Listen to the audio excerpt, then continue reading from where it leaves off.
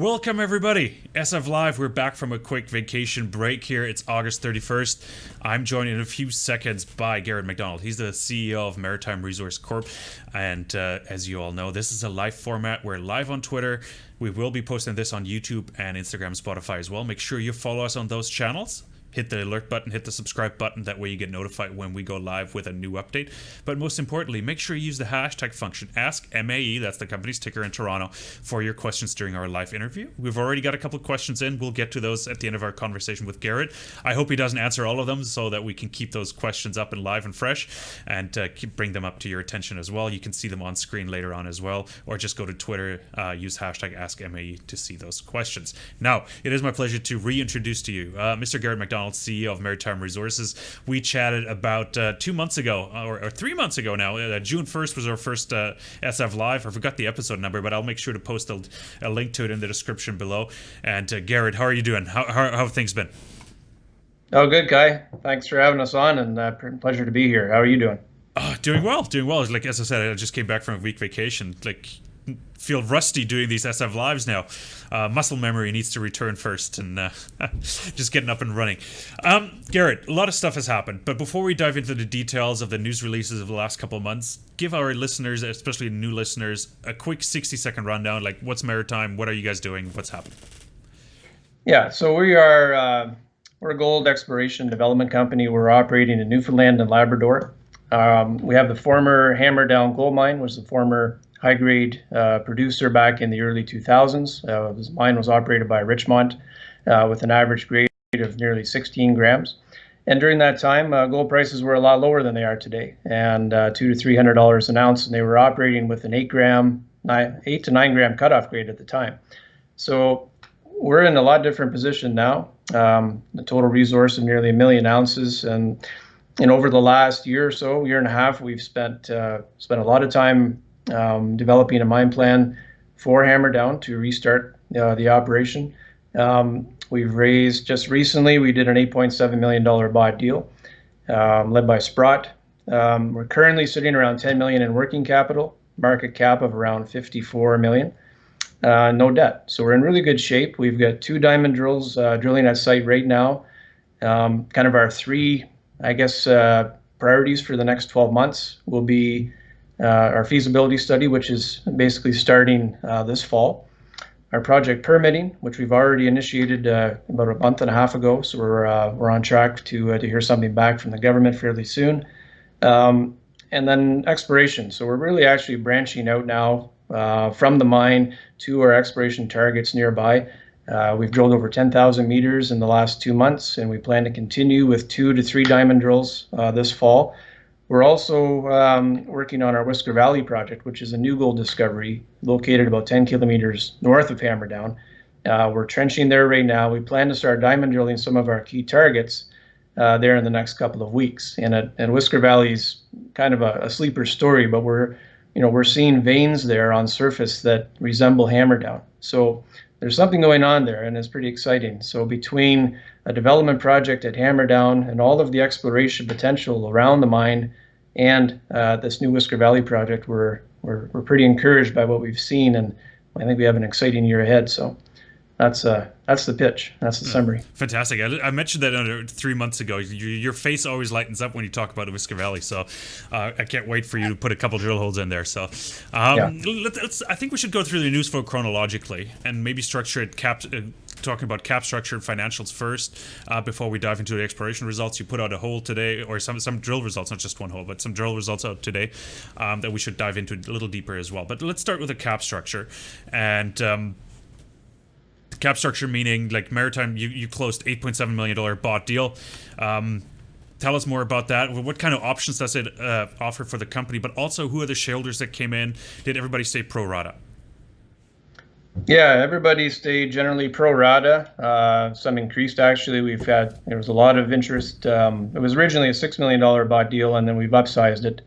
A lot of demand. Some new institutions have joined, plus a lot of retail. So it was really well received and good timing. I think it sets the company up really well to continue all the feasibility, permitting, and diamond drilling work that we want to do. Now we're very happy to have completed that. So yeah, we're in really good shape actually to move ahead. What do you see in terms of interest? Like, where did it come from? Obviously, you have a lot of existing shareholders. I think, if I remember correctly, roughly 6% of the shares are very, very tightly held. But you mentioned before, like, there are some new institutions coming in. Like, where's the interest? Like, I'm just trying to get a better feel for the market. Do we actually see new investors come in? Yeah, we actually saw this time around some greater interest from the U.S.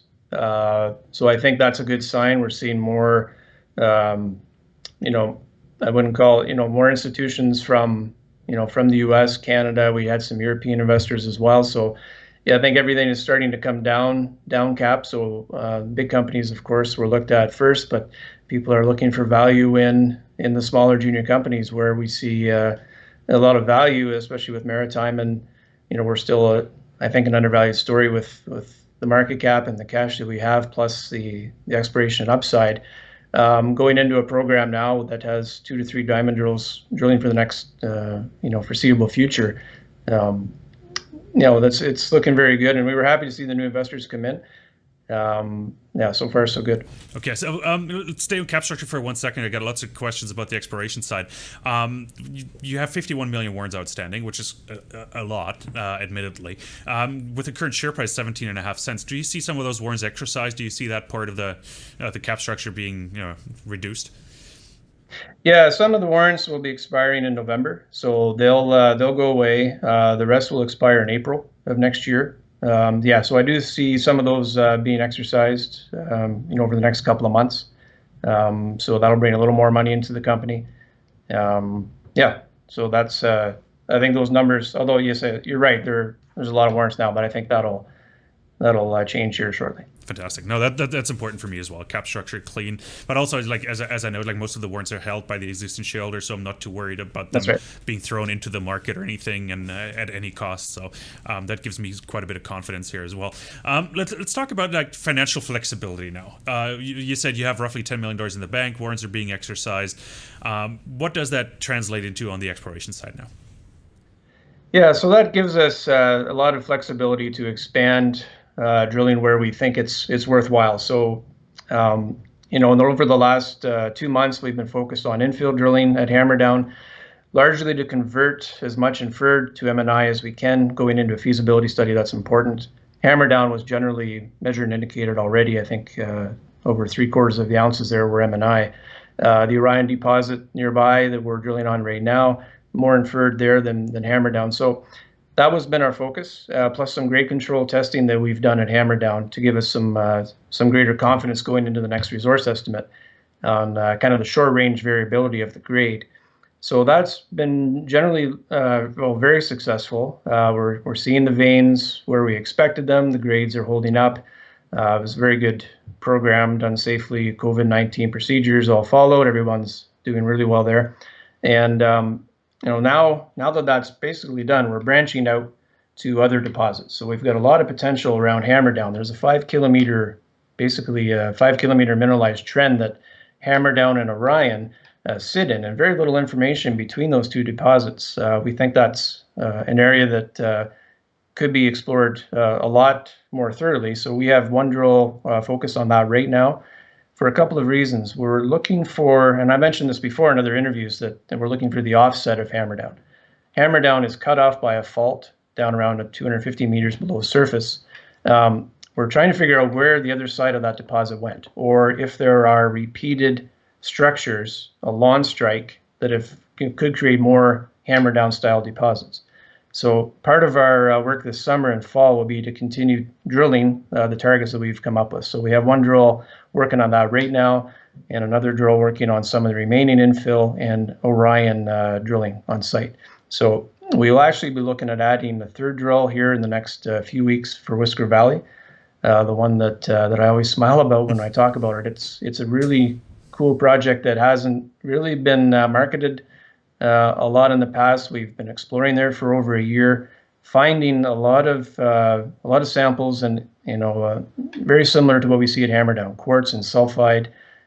In this case here with Whisker, we do see additional base metal values, high copper and silver, zinc, lead. There's a lot of things going on there. We were just trying to figure out what's happening, but so we're trying to balance, I guess, the project work, which is Hammerdown, and moving ahead to an actual production story here that I looked at in early March with the PEA study that was announced, in parallel with a pretty extensive exploration program to try and find these new resources. Okay. Yeah. Let's talk about the infill program at Hammerdown. That was maybe main news driver of the last 3 months as well. You put out quite interesting infill results, and I'm just taking a peek at my cheat sheet here. 8.88 meters of 8 grams, for example, at Hammerdown. That stands out. Today you announced 1.8 meters of 18.81 grams. So those are good results. Like, what kind of impact do you expect to have of those results to have on the current resource, and what's the plan there? Give us some more detail around it, and what can investors expect from an update? Yeah, so the infill work is important to inform the new resource model that will be the basis for the feasibility study. So we're planning to have that completed sometime later this year, probably around November. The infill program was, yeah, you're right. We see results varying in grade and width, but generally we see narrow veins with high grades, and that's the nature of Hammerdown, and that's the way it was mined in the past. But with a view of an open pit to start with, which is the way we set it up in the PEA study back in early March, we're able to get our cutoff grade down, fairly low. These veins are right at surface. They can average, a meter, 1.5 meters wide, but they're vertical. That's the good thing about Hammerdown, is these veins are straight up and down. We think we can get into high grade mineralization right away. So that's good for the payback. We've also seen silver. We started assaying for silver, which wasn't done in the past, and lo and behold, we're seeing some pretty good grades, and silver's had a nice run too. So anything we can do to extract additional value out of our mine plan is worth looking at. So that's about it for the infill. And the other part of the infill program, I guess in parallel, was a grade control test that we did. So we picked a small area of the open pit and drilled these veins down to spacing very tight, down to 5 to 10 meters, and that's really good. We'll get a lot of information out of that. It helps us inform the next resource model with just more data. And when you're drilling these narrow vein deposits, the more data you have, the better. So that can only help us, and I think we're basically done there now. Some of the infill drilling we let the holes carry on a little bit to the south, and we did start to see some new zones or new mineralization showing up. More work needed, of course, because a few hits look really good. We need to follow up on that, which we will do for the next resource. Although Hammerdown's been around for a long time, there's still areas around the mine that haven't been looked at. So we're fortunate now with the working capital that we have that we can go and test these new areas and finally see what's going on. So it's going to be a busy fall. We'll keep 2 drills there until we're ready to move on, and a 3rd drill at Whisker Valley. What's the program stand at? Where do you stand at in terms of the program? I remember it was 10,000 meters originally. Just tell us where we're at. How many holes are in the lab right now? What can we expect in terms of news flow there, maybe? Yeah, we've got more samples coming back from the infill program. Probably, I don't even know, probably another dozen holes or so in the lab. We've got some additional samples from Whisker Valley starting to come in too, some of the trenching work that we're doing. So yeah, over the next several months until year end, we'll have a news flow of drill results and samples from both projects coming fairly regularly. What date is your cutoff date for the new resource for the feasibility study? Do you have a date in mind, or just going to wait till all the drilling is done, or is there something that will flow over? We want to see. We're already starting to update the resource now. I think that probably by November 1st we should have something completed. I don't know exactly what day, but I would say sometime in November that we'd want to get that done. Yeah. Okay. And feasibility. Remind us, what was the date for the feasibility study? Well, for the fees, we've already started doing some of the work in the background, some geotechnical, the hydrogeology, metallurgy testing, ore sorting test work. All of that stuff is happening right now. With the resource in hand, we'll be able to really start it. I would like to be able to have that done, halfway through next year. And I think that'll time out nicely with our project permitting as well. So that's what I've been telling people for a long time, is that over the next year or so, we want to have the feasibility study completed, the project permits in hand, And we originally started with the 10,000 meter drill program, but we've seen enough support to expand that. So we're going to be going over 10,000. We've probably drilled 12,000 meters already. And I can see us getting up to 20,000 meters quite easily between the next, between the two drills operating around Orion and Hammerdown, and then potentially a third one over at Whisker Valley. Okay. And any plans to add another fourth or fifth or even sixth drill or something? Is there plans for it? Do you have the targets for it, or give us an idea there? It's like investors always see news flow, and the more drills, the better, right? Yeah, more drills the better. Sometimes it's hard to find the drills and the drillers. Okay. No, for us, for 2 to 3 drills, we can keep them busy on the targets that we have. I think that's the right number for us. Yep. Yeah. No, that's. I'm not saying like always more drills is better. Like I think Osisko's drilling with 26, but they got a zillion targets, right? Or they were drilling with 26. So 3 always seems in comparison like minuscule, but you want to interpret the news flow as well, or the data flow as well. So that's important. Let's talk about, you hinted at it, silver price momentum and silver price change, but also gold price since we last spoke has seen a massive uptick. Let's talk about how that's impacting your PEA, maybe some of your calculations for the feasibility study, and maybe give us an idea what kind of gold price you're planning to use in the feasibility study, if that's something you can talk about. Yeah, I think for the feasibility study, we'll have a look at what the gold price is looking at when we, at the end of the year, when we kind of lock in that number. But I think, something around 1,500 an ounce. I think you often have to look at other studies that were, recently completed too, and kind of be in line with them. So I think 1,500 would be a decent number for a fees. At those kind of prices, Hammerdown, the PEA study looks very attractive. I think we had a result of over 150 million after tax NPV with 65% IRR at 1,500 an ounce. We're sitting now at over 1,900 an ounce, and it's just that much better. So, that would lower our cutoff grade a little bit. We'd be able to draw in some lower grade resources in from the open pit, which would help. So, it's all good news, and gold keeps going up. We're in good shape. But the ore sorting is a tool too that we're planning to look at for Hammerdown, and that is, we're talking about some of these narrow veins.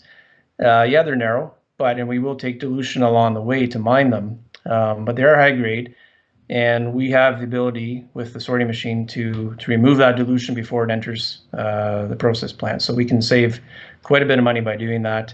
And ore sorting actually does have the benefit of lowering your cutoff grade even a little bit more. So more test work to do there through feasibility for a larger, more kind of representative sample that you have to test at that level. But so far so good on everything that we've looked at. Fantastic. Let's switch over to Twitter. We got quite a few questions in, and I hope it seems like it's working fine. Investors and viewers can see the questions. I'm just going to read them out to you. We got one in while we were chatting. It's from Kip Keen. He's a reporter at Standard & Poor's or S&P, and he's asking, in terms of permitting, do you expect to avoid federal path? Sorry, say that one again. In terms of permitting, do you expect to avoid the federal path, or just provincial? I think it's very possible. We've designed the project to kind of utilize what we have available. So we're on a brownfield site, historic mine. We're shipping ore, plan to ship ore to an existing plant that has a permitted tailings pond. We're underneath the kind of the 5,000 ton a day federal trigger that comes into play. But I generally think that we're going to be able to avoid the federal process, but we'll see. I think everything's going well so far. Fantastic. He's got a second question in there, and in terms of underground mining, like what's an analogous operation? Do you have some comparisons, or is it analogous to Hammerdown? I mean, Dalradian is very similar. I know it's not an operation yet, but it's a good study that would be very comparable to what Hammerdown would end up doing. Similar veins, similar widths. The difference with Hammerdown compared to Dalradian is it's a vertical ore body. Dalradian was leaned over a little bit. Some of the narrow veins you'd see in Timmins, or Red Lake, that would be analogous to what we have here. Yeah. Okay, that makes sense. A couple other questions. Torch and Capital is asking, any plans for a near term or for a rollback in the near term? No, not in the near term. No, we haven't really looked at that at all. No. I would just my opinion is probably would make sense along with a debt financing or so for the build of the project, I guess, as a bigger catalyst. And then TD Sims is asking, can we get more info on the pending 2001 depot looking for the offset? And when is that expected? And did you notice any signs of success in the core? Like, you're not drilling on it yet, so you haven't seen any core, have you? No, we are working on that. We haven't got the assays back completely yet. We've actually starting to drill as well some of the deep holes just to the southwest of Hammerdown. I think we've completed 4 to date. We're drilling down close to 500 meters in that area. So it's kind of in between the Orion and Hammerdown areas that we see, I think, probably the best potential for call it an offset or maybe another Hammerdown lookalike. So we have seen some interesting things there. We're just waiting for the assay results to come back, and then we'll have that out probably in the next few weeks. Fantastic. Perfect. All right, that's Twitter. Quite a few good questions there, so appreciate that. And also, we're running out of time, so that's fantastic timing-wise. Just in terms of news flow, like you mentioned, you have some stuff in the lab, trench results. Maybe just put a bow around it and summarize it for us. I always like doing that at the end of an interview. What's coming up in terms of news flow for the next 3 months? I'm sure we'll chat before then again, but just give us an overview there. Yeah, so over the next 3 months, we've got a lot of news coming. We'll be very busy with the drills. Like I said, 2 to 3 drills, working away, 2 at Hammerdown in Orion and 1 over at Whisker Valley, along with some of the trenching results that we're seeing over there. So there will be a steady, stream of assay results coming in. We'll also plan to have some news out on our project registration that we submitted to the Newfoundland government for project permitting. And so that'll come out shortly in the next couple of weeks. We'll be adding to the team as well. We have a couple new hires coming on to help us out. So we'll be adding some news about that. And that's about it. We're pushing ahead into feasibility right now. So we could have some results out on some of the test work that could confirm or even improve some of the results we've had already from the PEA work that we've done. That's about it. Fantastic. No, that's a great overview, great update, I think. I think all the questions were answered that we got on Twitter, and also the questions I had. So fantastic from that perspective. Garett, really appreciate it. Everybody else, thank you so much for your questions. Really appreciate it. This is a format for you. This is an interactive format. Appreciate the questions. Make sure to follow us, comment on YouTube, here on Twitter. Follow us on Spotify and Instagram as well, at Soar Financial, pretty much on all channels.